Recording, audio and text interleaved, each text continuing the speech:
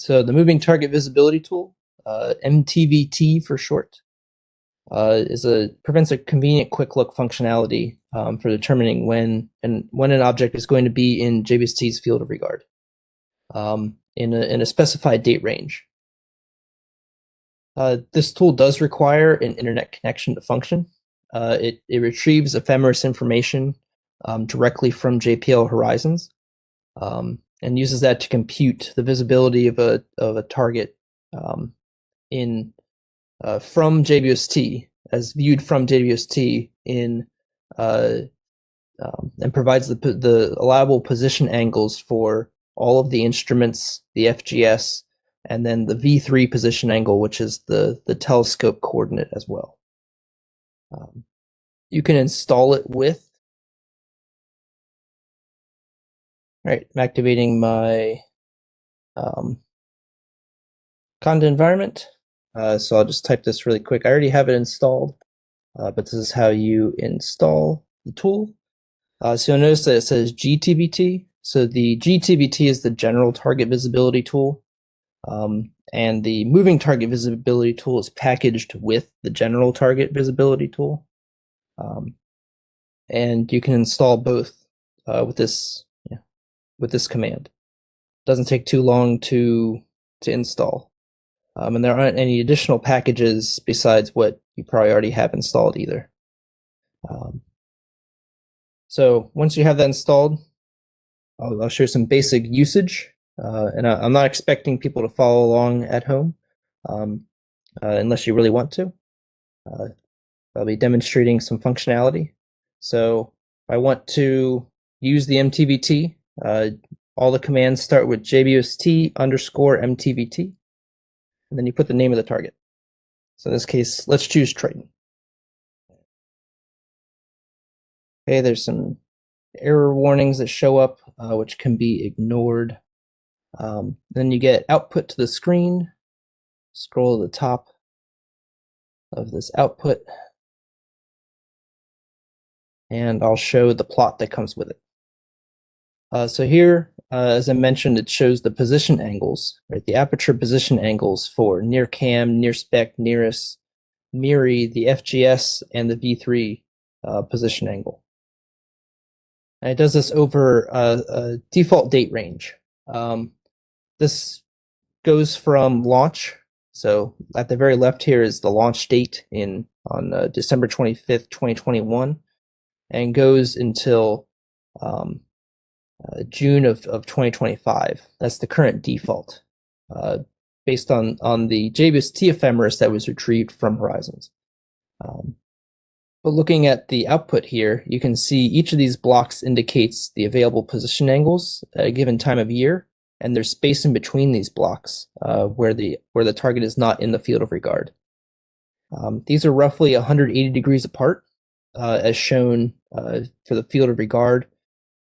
When you're observing on the ecliptic, there are only basically two viable position angles for the telescope, and one places the focal plane in this direction, and the other places it essentially in this direction, right? The farther you get from the ecliptic, there are more allowable position angles, but for targets on the ecliptic, you only have two options, plus or minus about 5 degrees of wiggle room. So that's why you're seeing these small ranges 180 degrees apart. And we can zoom in if you're interested in seeing something, seeing more specific dates. Let's look at this date range. Right, so this covers upcoming dates in 2024 and shows the different position angles allowed in NIRCam for Triton coming up this fall. You can always return back to the original view by clicking the home button. It's worth mentioning that the values, the plots shown here, the values shown in the table are for visualization and initial planning only. APT, which we'll talk about later, as the final arbiter of observability and allowed position angles. So this is, as I said, a quick look. to give you an idea of feasibility. Is the target observable at a certain time of year? Things like that. But APT will tell you the final schedulability. And if you want to use your terminal again, you have to close the plot out. So I'm going to close the plot right now. And we can take a look at the output in the terminal. So the output starts here. Ignore some of these error messages. It gives, you see the date that the information is retrieved. See the version number of the tool. So we're at version 1.0.1. The target name presented here. That also gives an ecliptic latitude, which I believe is mostly used on the general target side of things, but can still be potentially useful information. The date range that's been checked is shown here. As I said, it's the day after launch, December 26th of 2021, out to the middle of June of next year. And as you continue to use the MTVT, this date range will continue to expand, the default date range, as the JWT ephemeris has continued to be updated. Then we see the different allowable windows over this interval. And it shows you the number of days that the target is observable. So as I mentioned, most of the time it's going to be around 50 days, depending on which field of regard you're looking in. And yeah, on average, this is 50 days per window because Triton is on the ecliptic. And then gives the allowed V3 position angles at the beginning and end of the windows. Then this table, which is hard to read because of the larger font size right now, gives the maximum and minimum position angles on a given day for each day in that the target is observable.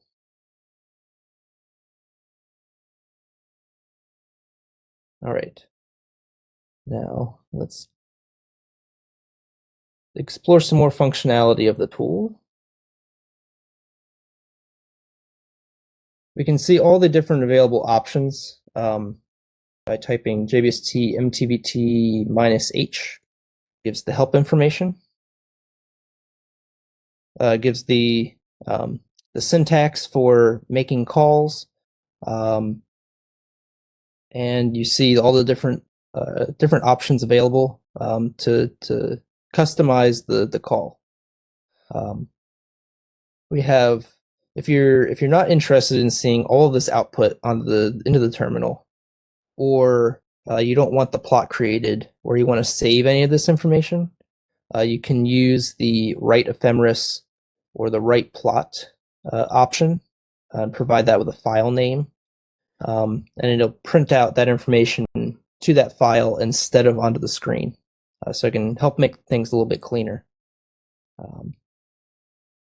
If you don't care about saving the information and you don't want to see any of it, you can use the silent call as well. Although, what's the point of running this if you don't want to see some of the information? So either you have it printed out on the screen, or you can write it out to files. But those different functionalities are provided. You can also specify a single instrument. So if you don't want a plot for all of the instruments and the FGS and the V3 position angle, you can specify a single instrument. So I'll demonstrate that here.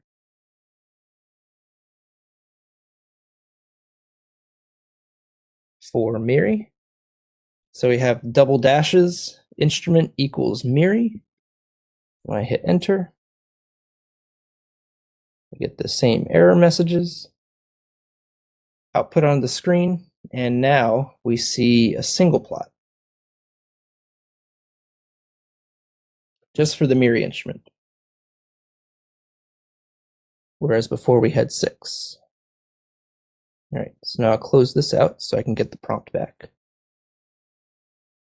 As I mentioned, the dates run from end of 2021 out to mid 2025, which is not, of course, terribly useful for planning for cycle 4. If we want to get the cycle 4 date ranges and to look at the observability of a target, then we can use the start date and end date options. So we'll use Triton again. Start date equals, and it wants the usual 4-year or four-digit year, month, year, and then end date. We'll put to the end of the cycle. So start date of July of next year, end date of end of June 2 years from now. These are the cycle 4 date ranges. And we can take a look at the results for these dates. And you can see, obviously, a much more compressed plot in time, right? We're only looking at a single year as opposed to 3.5 years, which is the default. All right. And when I use this tool, the start date and end date are the most common options that I use as well. I'll just bring up the different options again. Yeah, along with small body, which I'll be showing very soon. So yeah, that's the basic functionality of the MTVT. There are some gotchas, though. I'm going to try and go into some of those gotchas now for other kinds of targets. So for instance, let's say we want to observe, let's say we're interested in looking at Jupiter. I want to know when Jupiter is visible. So if we do MTVT Jupiter, we end up with an error message. This is because there are 2 different targets that have Jupiter in the name, right? And when it's querying horizons, it says there's 2 things that it could be. We don't know which one you want. So it provides this nice table showing, here's the name of the object and here's the ID number. So let's go with Jupiter, right? Rather than the barycenter, let's go with Jupiter itself. So what we do here is replace Jupiter with the ID number, in this case 599. And we run that, we'll get information on Jupiter the same way we did by typing Triton. Right, here's the plot, here's the output to the screen. We just had to tell it which version of Jupiter we wanted, essentially. Now, it should be clear from that you cannot use specific numbers for asteroids, right? So if you want, I believe it's asteroid Louisa is number 599. If you want to get information on that target, you can't use this call. You'd have to add the small body flag, and that overrides it looking for major bodies associated with the same ID number. So by typing small body, we get asteroid Louisa, the visibility information for that target instead. Now, you can, if you don't want to type the number, if you don't work in target ID numbers, you can type Louisa as well. No small body flag is needed in this case. You're giving the name of the object, and you get the same information out as you would by typing 599 -- small body. Yeah. Same plot, same outputs to the screen. It's identified the same target. So there's multiple different ways to come into it and get the same information out. Now, for objects without names, there are obviously lots of cases where people might want to observe those objects. you'll have to put the provisional designation in quotation marks, and either single quotation marks or double quotation marks will work. So, for instance, if we want to look at 2002 MS4, we can put it in single quotation marks, and it'll give us the requested information. If we don't have the quotation marks, show that briefly. So if we just type this, because of the space, the MTVT isn't happy, right? And it'll tell you, here's how you specify, here's the correct syntax. Original designations only, put it in quotation marks. And finally, we take a look at a comet. Comets have the same, I guess we'll say, problem as Jupiter did. I'll show that here. So here's 29P. We talked about it earlier. So if I type JWST MTVT 29P, that is a valid entry, right, using the number of the comet.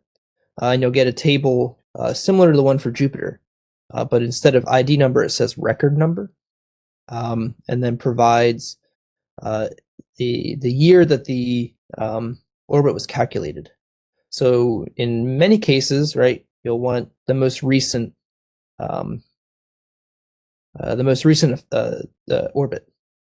So in this case, what we want to do is type TBT, and then we'll give it this record number. And note that I didn't add the small body flag in this case, because this is not a special number, right? It's mostly 1, 2, 3, 4, or those numbers with 99 after them. Those are the more or less protected numbers for JPL horizons, because they correspond to major bodies. And so you don't need it for an 8-digit string, as is the case for 29P, the most recent orbit for it. So now gone through and shown how to use the MTVT, some of the gotchas. A lot of these examples are also provided in the documentation. There is a specific MTVT help page in JDocs that walks through a lot of these examples, shows output, things like that.